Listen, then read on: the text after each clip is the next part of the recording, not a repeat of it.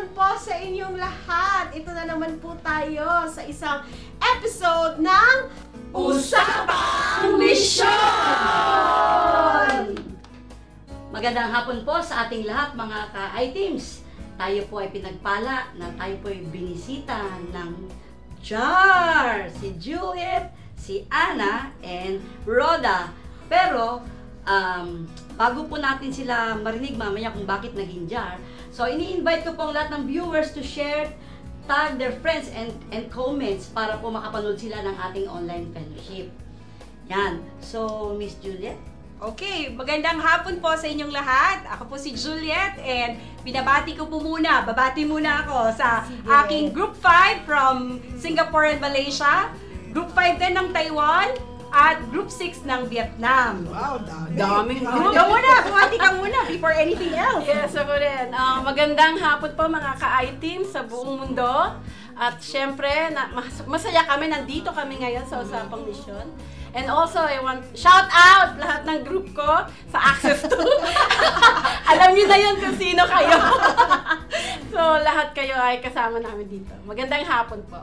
Yes, magandang hapon po sa inyong lahat. Kami po ay nalulugod at kayo po ay nakasama namin dito sa online fellowship. Bagamat hindi namin kayo nakikita, alam namin na kayo ay nadidiyan. Yes, so mapalad nga tayo ngayong hapon kasi kasama natin ang JAR. At syempre, mga missionary ng international teams Luzon, Visayas, and Mindanao, and syempre all over the world, saan man kayo naroon, welcome to our online mission fellowship. So alam ko na napagpala kayo ng gusto last Thursday yung ating topic na understanding the place of your calling, dahil tunay naman talaga na kung nasaan ang calling mo, nandun ang pagpapala at magiging pagpapala ka sa bansa na iyong pinuntahan. Ngayon naman, alam ko na mapagpapala rin tayo ng gusto sa ating pag-uusapan. Ang topic natin for today ay lead to build. Sabi nga, work as a team. So, para sa mga magko-comment, comment down below with the hashtag work as a team. Yan. Siguro pag-usapan natin, why international teams? Yes. Una pa lang sa pangalan lang, international, ibig sabihin hindi lang sa isang bansa. So, lahat po ng ating mga missionaries ay iba't ibang bansang pinupuntaan. And we work there, and we went there, or we go there by teams. Yes. Kung sakali man, isa ka lang, siguradong may tatanggap sa'yo, may receiver. Why? Kasi napaka-importante na may kasama ka sa iyong pagpunta sa pagmimisyon. Masaya, mas madali ang pagmimisyon, at mas napapadali lahat ang trabaho natin. So, para mas madagdagan pa natin, mas mapalalim natin yung tungkol sa teams, no? Gusto nating marinig mula sa JAR, no? Bago sila naging JAR, ano bang nangyari? Paano ba nangyari? Ako po, nagsimula ako sa China 12 years ago. Nung pumunta kami, 12 years ago, wala naman po sa itsura. So 12 years ago, nung pumunta ako sa China, hindi po ako mag-isa. May kasama po akong pamilya. So isang team kami na pumunta doon. And for some time, we stayed together as a team to work with a Filipino church and Filipino community. Pero nung nahirapan na yung family na kumuha ng visa, ako na lang po naiwan. Pero mabuti ang Diyos, dahil nung naiwan ako doon as international teams missionary, meron naman ding binild na Lord na community, at meron akong naging foster family doon. So, hindi pa rin ako mag-isa, meron pa rin akong team na nag-embrace sa akin at naging kaagapay ko, naging help ko para magpatuloy sa mission sa China. Ayun. So ako naman, naging missionary sa Vietnam ng 18 years. So, 18 years ako nagtumira doon, and dumating ako, mag-isa ako. Pero pagdating ko ron, naghihintay na yung team. May IT Vietnam that time. So, sila Dr. June and Amilo Delgado, ang leader ko noon.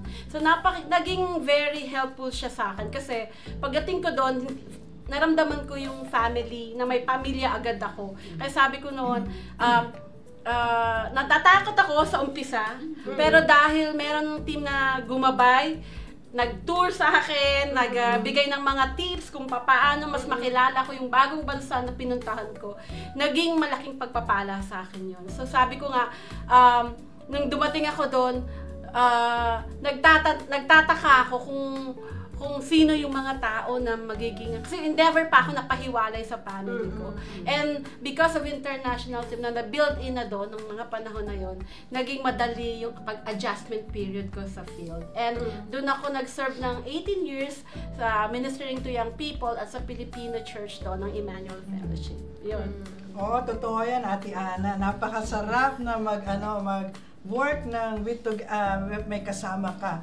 At saka na doon din yung excitement mo dahil hindi ka nagsusolo. Ako naman po, pinadala ng Panginoon sa Cambodia for 21 years. So, doon din meron akong team. Pero ako lang yung Pilipino and then most of them are all foreigners. So, from US, from Canada, from Australia. So, natutunan ko doon yung papaano makipag-work sa iba't ibang lahi. You know, na kung saan ay tinawag ng Panginoon iisang lugar at na kung saan ay matuto tayo sa kung sino tayo sa Panginoon. Kaya ang sarap na makipag-work as a team. Yes. So, naalala ko nung kami rin pumunta ng Indonesia. No? Although kami, kung merong jar, meron din kaming NMPA. Nilet, Pat, and Agnes. Pero napakasarap po na magpunta at mag-mission na may kasama, may grupo. No? Kasi, totoo yan, iba-ibang strength, iba-iba yung mga skills natin. And we will complement to each other's skills. No? Yes. Nung nakasama namin, apat kaming Pilipino, tapos mga kasama rin namin mga foreigners. And nakakatuwa kasi talagang pinag-isa kami ng Panginoon. No? Yes. Isang cause, dahil parehas tayo So, gustong mangyari. Nakita natin, no, si Ate Juliet galing ng China, si Ate Ana galing ng Vietnam, si Ate Rhoda galing ng Cambodia. So, paano ba nabuo tong jar? Bigyan nyo nga kami ng background para nabuo yung jar. Nabuo ang jar dahil Hinulma. Yes. Ayun. So, siguro ako na magkakwento kung paano nag-umpisa yung jar. Kasi, dito hindi namin to pinlanong tatlo. Wala kaming alam na idea na magiging jar kami. Pero, pare-pareho kaming missionary na pinadala ng Lord sa aming mga mission field na tumagal ng mahabang panahon. Pero dumating yung panahon na, syempre, after 18 years, na-realize ko naman na pinag-pray ko kung pwedeng umuwi na ako para makapiling ko yung nanay ko. So, ang nangyari noon, 2019, ay umuwi na ako at nagstay ako kasama ang pamilya ko at kasama ko na ang mama ko. Pero at the same time, sa puso ko, meron something na hindi pwedeng matigil to Kailangan magpatuloy pa rin to. And being with international teams, alam ko na meron pang susunod from the long-term stay ko sa Vietnam. Yun. So, umuwi ako ng 2019. And then, ito ring dalawa, kay Ako Juliet. naman, it was during pandemic, 2021, when I decided na mag-resign sa work and then stay for good in the Philippines kasi nagkasakit ang daddy ko and I wanna be there for him. Hindi na ako pwedeng recontract kasi pag nag-recontract ako during that time, hindi ako pwedeng umuwi. Hindi ako pwedeng umuwi ng Pilipinas until ma-lift yung ban for the pandemic. So I had to make a choice. So the choice was to go home and be with my dad and take care of him and set aside muna yung ministry, family first. Wow. Ang hirap i-stop pagka ikaw ay nasa sa mission na, di ba? Pero sa akin naman, ang conversation ko sa Panginoon, pagka ang mama ko na nagsabi na, Nini, umuwi ka na. This is the time na I'm done to that place. So, nung it was pandemic also, nung tumawag si mama sa akin, na sabi sa akin, Nini, umuwi ka na muna dito at tulungan mo ang ate mo na alagaan ako. Kasi, na-diagnose siya ng cancer. So, and then, it was really hard kasi mahirap umuwi during time na yon, ang mahal. Pero, as I keep praying and praying, and then the Lord told me that this is a time for me to go home. So, it was 2021 ng October nung ako umuwi dito. Same na pareho kami na dinala ng Panginoon bumalik sa Pilipinas sa family. Ayun. So, ito na yung karugtong, no? So, 2019, 2020, 2021, Kasunod lang 2021. So, 2020. So, lahat kami tatlo nandito na sa Pilipinas. So, nung pinagpe-pray ko, Lord, magpapatuloy ako sa pag-serve sa'yo. At nakikita ko pa rin na lalabas pa rin ako. Pero nag-pray ako, sabi ko, Lord, parang mas masarap lumabas na may kasama. Bigyan mo ako ng... Kasama ba yun? Pwede rin. Gano'n na naman. Okay. Sabi ko kay Lord, kahit sino na makakasama ko sa gawain ng Panginoon. So, etong dalawa na to, si Rhoda ay matagal ka nang kakilala. Nag-umpisa pa lang ako sa Vietnam, nakilala ko na siya. But si Juliet, sa China, naririnig ko pangalan niya, pero hindi pa kami close. Pero noong 2022, sa conference ng IT sa Baguio, nagkita-kita kami tatlo at nagkaroon kami ng maiksing usapan na parang nagtugma yung mga puso namin. May gagawin pa, may gusto pa akong gawin may gusto pa akong gawin, may gagawin pa tayo. Hindi pa tapos ang Hindi pa tapos. So, hanggang sa nung pumunta kami after Baguio, nagpunta kami ng Baler for a retreat, and again inimbita namin silang dalawa para up nila kami. Sumama kayo sa amin, sumama. And from that time, sabi ko, sumama na kayo sa pinagagawa ng Lord sa grupo na to. At yun na nga, nag-decide naman sila na maging kabahagi na. So, karon kami ng plano na sabi ko, samahan niyo ako mag-Ignite Vietnam. And then they were willing to go. They were willing to go with me. So yun yung unang first Ignite. Gusto kong duktungan niyo ang sinabi ni Ate Ana. Kasi after na namatay yung mama ko, na 3 months and a half pa lamang nandito ako, and then she went home. And then sabi ko, Lord, what is next? I don't know what to do. So, and then habang nagpahinga muna ako ng few months, and then there's a East Asia conference sa Baguio. So, umattend kaming dalawa ni Juliet. Sabi ko, it's time for us to reconnect. No? So, nung umattend kami doon sa conference ng East Asia sa Baguio, doon ko narinig ang tinig ng Panginoon na nakita ko, sabi ko, wow, ang dami na sumasama sa IT. And then, it was a big word na help the organization. So, and then sabi ko, papaano? So, as we talk, si Ate Ana approached me when we were in Baler. Sabi niya, I'm praying for somebody to be my partner para sa Ignite. Sabi ko, can I pray for it? Sabi ko, and then I'll get back to you. And nung nakauwi na kami, nag-pray ako, sabi ko, Lord, paano? Paano? Gusto ko, pero paano? Ito ba yung gusto mo? Nag-pray ako, kunyari today nag-pray ako, kinabukasan, somebody sent me money para may pang-ticket ako. So, it's a good signal. Tumawag ako sa kanya, sabi ko, Ate Ana, sasama na ako sa'yo. Sabi niya, bakit? Kasi sinagot na ni Lord. So yun, kumbaga, talagang ang Lord ang nag-orchestrate ng lahat. No? Pinagtagpo-tagpo ng mga hindi namin pinili ang isa't isa. Hindi ako inanas ni Ana to join with her. But the Lord speak to me, join with Ana. So, what to do in Ignite, right? Yes. So, after that, ang saya na dahil naging tatlo kami. So, yun nga ang verse sa Ecclesiastes 4:12, no? Sabi, a person standing alone can be attacked and defeated, but two can stand back to back and conquer. Three are even better. 1, 2, 3. For triple braided cord is not easily broken. So, parang nung naging kaming tatlo, sabi, oo nga, mas masarap nga maging team, kaming mag-handle ng grupo. Though hindi naman ganun kalaki yung grupo ng Ignite Vietnam nung unang batch, pero ang sarap ng feeling, nakita namin yung purpose ni God sa amin. Kasi doon lumabas yung iba-iba kami ng expertise, ng giftings, at nagamit namin yon doon sa gawain na yon. Hindi kami, kumbaga hindi boring yung gawain, in-enjoy lang namin, at pinakita ng Lord. So, mas naging strong kami. Dahil, kumbaga, kung medyo masama ang pakiramdam ng isa, o kayo muna bala. Ganyan. So, ganun. And then also, sa mga giftings namin, like si Rhoda, worship yan talaga.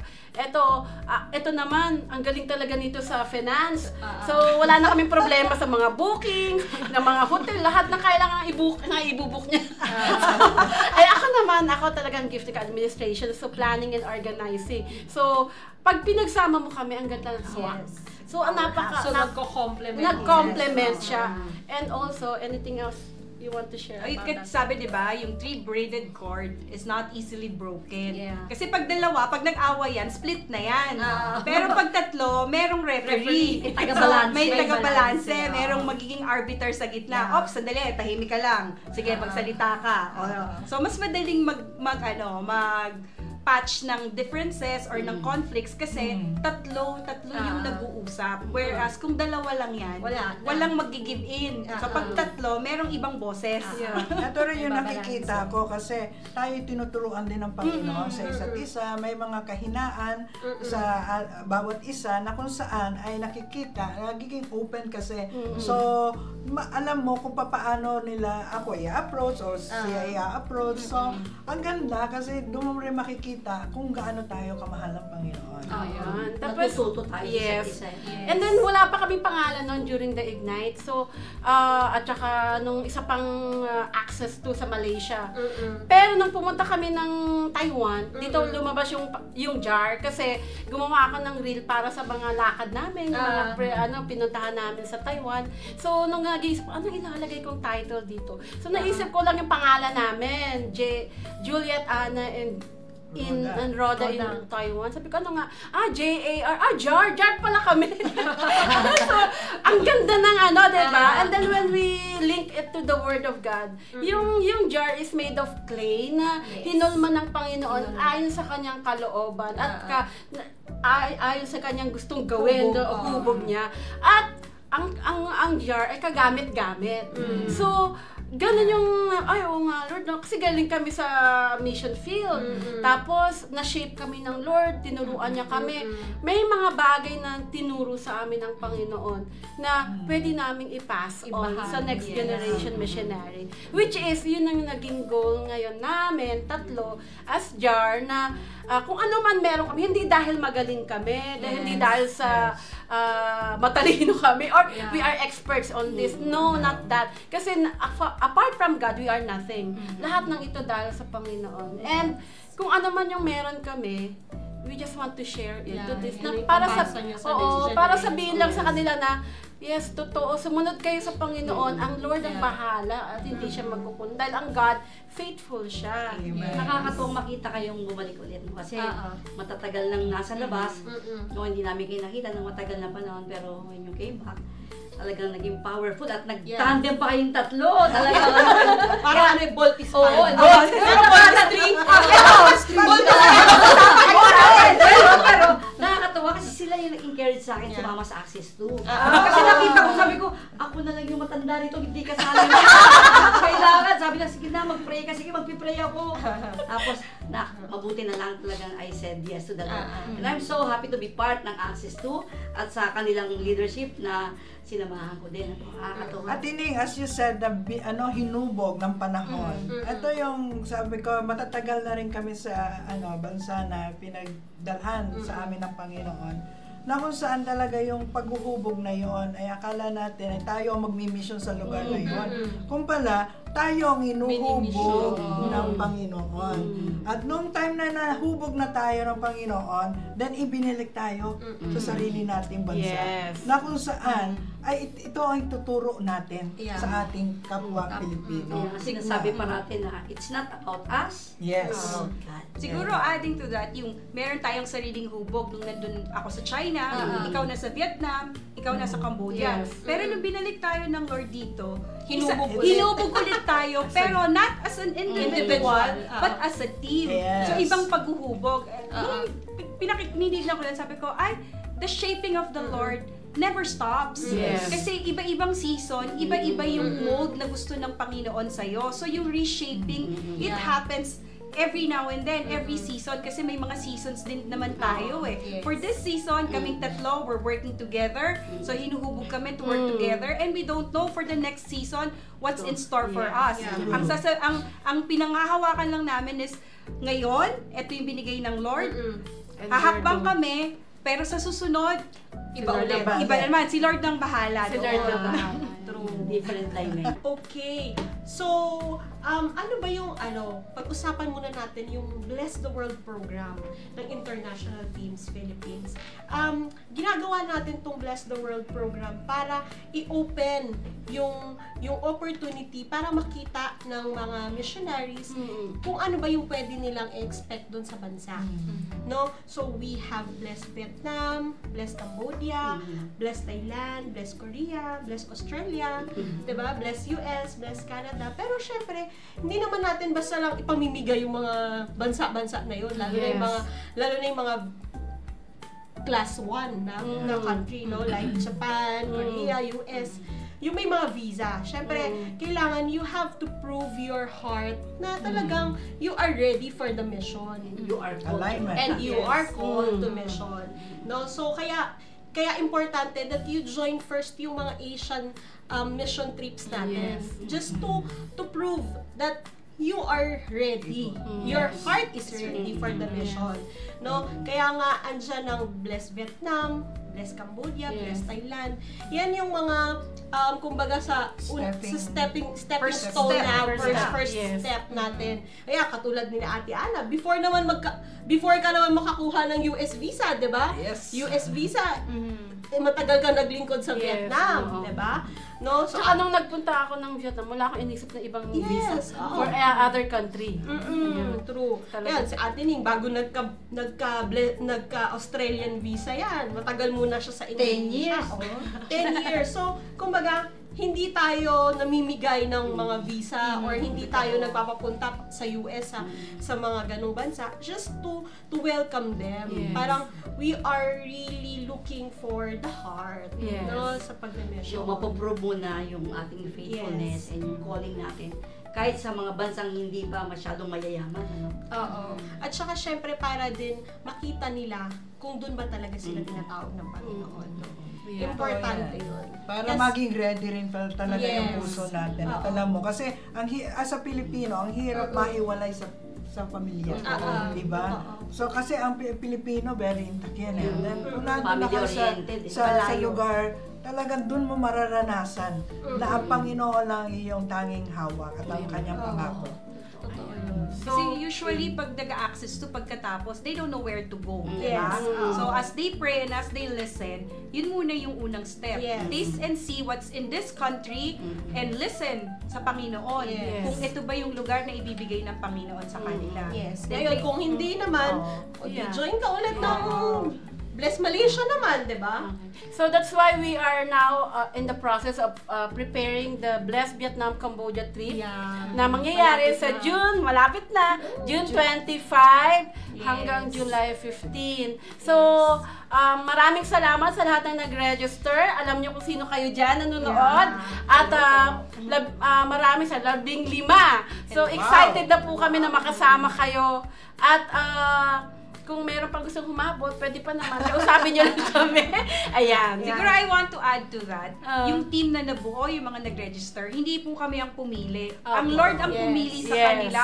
Sila yung nag-register and na-meet namin sila sa Zoom meeting and there's a different character to this team. Yes. Every team na binibigay ng Panginoon, si Lord ang bumubuo nun. Yes. So, talagang, ano yan ang Lord ang nag-handpick kung sino ang Yes. dadali niya doon sa lugar na yon. Totoo yan. Kaya samahan po natin sila sa panalangin dahil malaki-laki pong babanggain nila Yes. Vietnam at Cambodia, no? So, let's pray for them. So, pag-usapan naman natin ngayon, yung team tayo dito, walang solo flight. Yes. So, pag-usapan natin, ano ang disadvantage ng pagpunta ng solo at ano rin namang advantage ng may team. No? Siguro, simulan ko na rin, ano? Sige. No, Sige. totoong ano. Masarap talaga pag marami, no? True. Kaming mga Pilipino, nung nandun kami sa Indonesia, kami na yung Pilipino, pag naantok na kami, napapagod na kami, na-stress na kami sa work, so ang gagawin lang namin, sama-sama kaming manunod ng video ng mga Filipino, tapos relax na kami ulit, no? Tapos talagang kapag yung isa ayaw ng maraming grupo, pinapabayaan lang muna namin. Tapos sama-samang kain ulit. No? Nakakapagpalakas kapag may team. Yes. Totoo yan. Pag mag-isa, Important din, lalo na pag nagkasakit ka, tapos sa malayong lugar ka. Oo. Ang lungkot, tapos wala mag-aalaga sa'yo. Walang bibisita. Alam mo ako, Oo, naalala walang ko, nagpe-pray sa'yo. nung nasa Malaysia ako, kasi napahiwalay ako sa team. No, napahiwalay ako sa team kasi kailangan ko ng visa. So, dahil kailangan ko maghanap ng visa, nag-apply ako sa isang NGO para doon ako magturo. So, mag-isa ako, wala akong ka-team. Kaya lungkot na lungkot ako noon kasi wala rin Kristiyano. Diba? Ako lang. Talagang bumababa pa ako ng bundok every month. Once a month lang ako bumababa. Kasi sayang yung pamasahe. Para lang makapag-worship. So, kumbaga parang naramdaman ko talaga yung mag-isa ako, wala akong kasama. Yun. So, ang hirap. Yeah, at saka working with a team. You know, ikaw yung pagka doon ka na nag-work, mababago talaga ang iyong buhay. You will never the same like before. Yes. You know, then yung sinabi ko nga na I was the only Filipina who's working with American, Australian. So doon ko rin nakita yung learn ng yung kahalagahan ng ating kultura at yung mga kultura natin ay lalong nabubus, you know? Na kung sino ako bilang Pilipino at kung sino sila bilang Amerikano, na kung saan ay pinagsama-sama ng Panginoon upang mag-work together in that country. So pag solo ka, una malungkot, totoo yun. Totoo. And then, second is yung importante, accountability. Wala kang accountability. Wala kang magsasabi sa'yo kung ano yung... Siyempre, pag nasa mission ka, di ba? Lalo na sa time na mag-a-adjust ka pa lang. Nakakalungkot yun. Pero kung mag-isa ka lang, di baka kung ano-ano na yung gawin mo para maibsan yung iyong kalungkot. Walang nag-check. Walang mag-check. Uy, gabi na, nasa coffee shop ka pa. Pero pag may team ka, kahit pa paano, may mag-aalala sa'yo. May magre-remind sa'yo at tutulong din sa'yo para mag-walk together kayo sa inyong journey as missionary sa mission field. Yes. So, hindi talaga pwede ang solo flight. At napakadami po, in reality, maraming solo flight na missionary ang nagfi-fail sa field. Yes, totoo yan. Kasi kaya talagang importante itong pinopromote natin na we go together as a team. Yeah, totoo. Sabi nga ni Roda kanina, working with cross-cultural or mga iba't ibang lahi, minumol tayo ng Lord through them. No? Minsan akala natin, kapag we work with Westerners, matataas sila, di ba? Tayo naman minsan feeling natin, mga Pilipino tayo. Pero nakakatuwa, no? Yung sa experience namin sa Indonesia, yung mga Westerners, because mahal nilang Lord, at kami din naman, mahal namin ng Lord. Kaya, nag-meet kami halfway, bumaba sila sa level namin, kami mapinilit namin umabot. At naging maganda ang resulta. Kasi talagang nagkaroon ng magandang relationship, at yung respect sa isa't isa. At talagang mas lumago ang gawain dahil walang awayan, walang superior, walang inferior, talagang pantay-pantay kasi iisa lang. Because we're working for a common goal, di ba? So, doon din natin ma-appreciate yung culture natin. Pag naitabi siya sa ibang culture, ma-appreciate natin, ay, ganito tayo, ganito yung Filipino. And we also appreciate other cultures. So, we take all the good and we subtract all the bad. Itapon lahat ng bad. Yes! At saka yung team din ang tutulong sa'yo na i-correct yung mga alam kasi pag mag-isa ka lang wala kang checking sa iyo, no? So pag may team ka kahit papaano yung humility rin na de-develop kasi you have to be to submit to the leader. You have to also realize kung ano yung mga actions mo, di ba? So nako-correct tayo and we are working on a common goal pag may team tayo. Yeah, ito rin yung nakikita ko na in this era now, God is calling us to work one another. You know, kung sino ka man na naniniwala sa Panginoon, ito na yung panahon na tayo ay magtulungan. This is not a time for us to, mag-inggitan or pagsilipan. This is the time for us to work one another for His glory. Yes. Oo. So,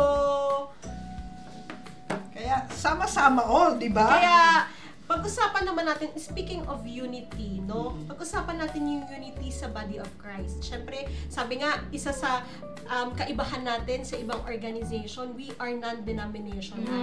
Kumbaga parang kahit anong denomination mo, basta naniniwala, isang statement of faith, pwede sa international teams, di ba? So, let's encourage the body of Christ to be one with us, no? To be one with the vision of global mission, na hindi na para lang kami lang to. Bahala kayo sa buhay niyo, bahala kami, no? Let's work together as one. Yes. One body. Kaya sama all. Diba? Kaya sama all. Dapat sama-sama tayo. Tulong-tulong tayo sa gawaing misyon. Mas mapapabilis yung mandate. mandate ng Lord na Yeah. mag-reach out tayo sa mga lost at mapapabilis at mapapadali, di ba? Kaya talagang kailangan natin ng isa't isa. We cannot really say hindi namin kayo kasama, hindi namin kayo kailangan. So every We need one Christian another. is a missionary. Yeah. Yan ang mandate natin sa Matthew 28 verse 19 to 20. No? So, huwag niyo pong isipin na ang pastor lang or missionary lang ang called to go on mission. Yes. Lahat po tayong Kristiyano na naniniwala kay Kristo bilang Diyos at tagapagligtas ay missionary dahil kailangan natin yung ipasa, kailangan natin yung ibahagi, lalo na sa mga lugar na wala pang Kristo o hindi nakakakilala. Diba? Madami kasing...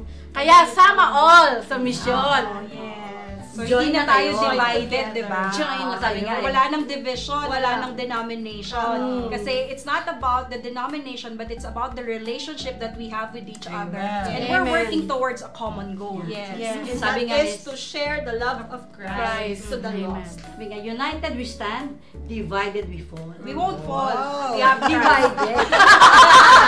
We won't fall. We have Christ.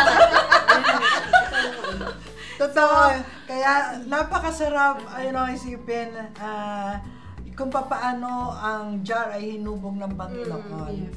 And nagpapasalamat kami dahil sa paghubog na yon, we learn a lot how to accept one another.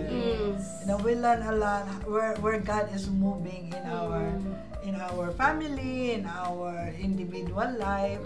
So, and yun yung kahalagahan ng na meron kong talagang team na nadudoon, na nagkikare. Especially kung tayo ay medyo tumatanda na, ay nadudo na rin, no? So, May pero... nakakay na ba? hindi Kaya tayo mag-aakayan. Kasama mo. Yun. Yes. So, purihin ang Panginoon. Yeah. So, yun nga po. And yung jar is here to be part of the new thing that God is doing in international teams. Parang sabi namin, akala namin nung umuwi na kami, tapos na yung mission namin sa field. Pero hindi pa pala. There's more. And ang more is more opportunity to influence, to mentor new generation missionary to go on mission. Yeah. Kasi kung ano man merong tinuro ang Lord namin, gusto namin ipasa yun. Para meron naman, kayo naman, it's your turn. Mag long term naman kayo. Diba? Kumbaga, tapos na yung long term ninyo, ipapasa na sa iba. Yes. Diba? It's time for you to mentor. And so parang, kaya thank you sa Panginoon dahil it doesn't mean na tapos na sa isang field ay tapos na. May continuation pa. Hindi natatapos ang Panginoon Sa atin. sa atin. Siguro yung jar, it wasn't our intention to work together, Yeah. but it is the Lord's appointment for Amen. us. And jar is a vessel for the Lord's use at for the Lord's disposal. Amen. Yun yung And also, ang gusto ko rin nakita ko sa jar is that ginagamit kami ng Lord to model out that pwede kang mag-shine even if you're in a team. As long as you also know how to step back and let others shine. There's no competition because we're serving one God and we have one goal. And that is to serve the Lord and to influence others. So, yun po. So, yan yung Higher tawag cause. sa atin ng Panginoon. Kaya, Kaya ini-invite namin muli kayo sa next Thursday sa ating online fellowship. Sa Abante tayo! We will